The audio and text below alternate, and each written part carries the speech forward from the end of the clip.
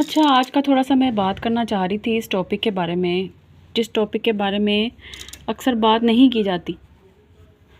तो आप मतलब मुझे ये बताएँ कि जितनी भी लेडीज़ हैं और जिनके बच्चे हैं और जो रहती हैं जॉइंट फैमिली में या व्हाटएवर अलग भी रहती हैं हस्बैंड के साथ, तो उनको क्यों ये हर वक़्त कहा जाता है कि जी बच्चे ने अगर कुछ गलत कर दिया तो माँ की तरबियत पे उँगली उठाई जाती है। ये इस बात को क्यों नहीं समझा जाता कि माँ के साथ-साथ बच्चे की तरबियत में घर के बाकी लोग भी शामिल होते हैं। सिर्फ़ माँ ही बच्चे की तरबियत नहीं कर रही होती। हमारे इस्लाम ने बच्चे की तरबियत माँ के ज़िम्मे रखी है, लेकिन फिर हमारे इस्लाम ने माँ के ज़िम्मे कुछ और तो नहीं ना लगाया। तो इस चीज़ को जो है मुआशरा समझता ही नहीं है।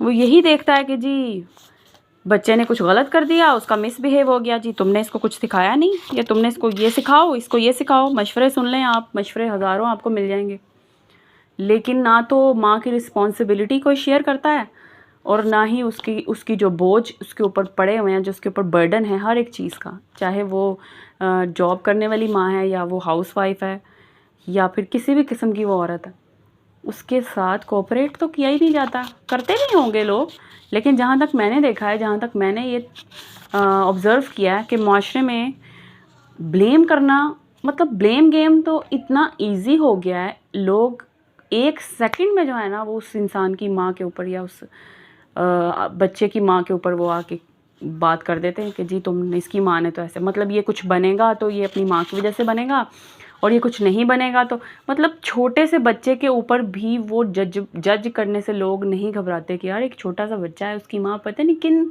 हालात में माँ बाप उसको पाल रहे हैं या किस तरह से उसको कितनी स्ट्रगल है इस चीज़ के पीछे, लेकिन ये चीज़ कोई भी नहीं देखता और शुरू हो जाते हैं जी जज करने के लिए। बच्चों के ऊपर, छोटे छोटे बच्चों को जज कर रहे होते हैं, कंपेयर कर रहे होते हैं।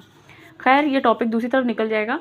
एक औरत को अल्लाह ताला ने बड़ा ही बाइज़्ज़त बनाया है और उसकी इज़्ज़त करना हर एक पे फ़र्ज़ है कि उसकी इज़्ज़त करें और उसको थोड़ा सा रिलैक्स फ़ील करवाएं। ये जो हमारे मुआशरे में हो रहा है ना कि छोटी छोटी चीज़ों के ऊपर ये जेंडर रोल ही बना दिए गए हैं कि जी अगर सफाई है तो वो भी औरत ने करनी है, कपड़े धोने वो भी औरत ने करने हैं, खाना बनाना है वो भी औरत ने करना है। मूड ठीक रखने का, घर के लोगों के मूड ठीक रखने की रिस्पॉन्सिबिलिटी भी औरत की है। औरत कुछ ऐसा ना करे कि जिससे लोगों के मूड ख़राब होते हैं, वो भी रिस्पॉन्सिबिलिटी औरत पे डाली हुई है। और बात करते हैं लोग बच्चे की तरबियत की।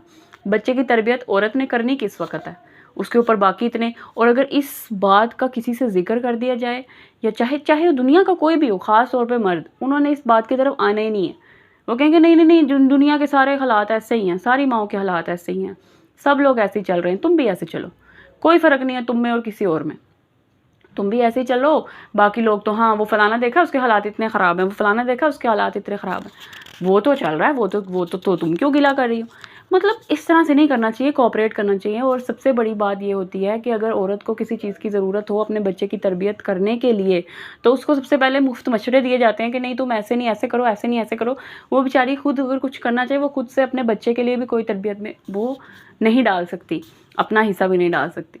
ये मैं सारी औरतों की बात नहीं कर रही, लेकिन मेजॉरिटी ऐसे ही होता है कि अगर औरत कुछ करवाना चाह रही है, फॉर एग्जांपल अगर किसी अच्छे स्कूल में एडमिशन करवाना चाह रही है, तो उस पर भी जो है ना वो जो फादर लोग हैं, जो उनके बच्चे के वालिद साहब हैं, उनको जो है वो एतराज़ हो जाता है या किसी भी और रिश्ते को एतराज़ हो जाता है।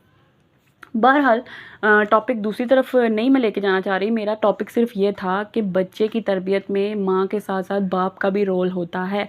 माँ अगर बच्चे को खाना खिलाती है, बच्चे को खाना पकाना खाना सिखाती है, बच्चे को कपड़े पहनने का ढंग सिखाती है, बच्चे की सफाई सुथराई का ख्याल रखती है, तो बाप का भी फ़र्ज़ है कि बाप भी बच्चे को डिसिप्लिन सिखाए, बच्चे को उठना बैठना मुआशरे में सिखाए, बच्चे को अपने साथ रखे, बच्चे की परवरिश में माँ का साथ दे, माँ को थोड़ा रिलैक्स करे। आप औरतें डिप्रेशन में चली जाती हैं सिर्फ इस वजह से कि उनका साथ देने वाला कोई होता नहीं है, सिर्फ उन पे ब्लेम ही किया जाता है।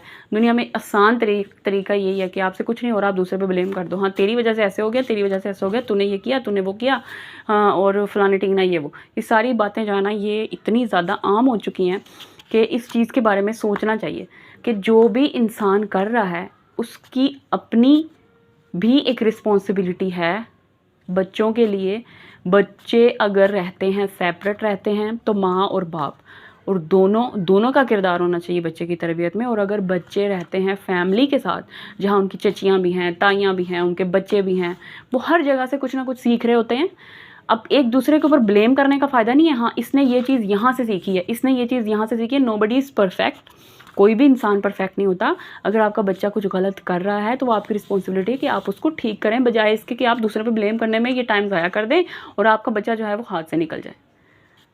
ठीक है, तो ये बात मैंने आज करनी थी। और मैं चाहूँगी कि अगर आपको मेरी बात, अगर आप एग्री करते हैं तो मेरे चैनल को सब्सक्राइब करें और मुझे टॉपिक्स बताएं और मैं कौन कौन से टॉपिक्स पे आपसे बात करूं और ये टॉपिक आपको कैसा लगा और वाकई में ऐसा है या नहीं। Thank you.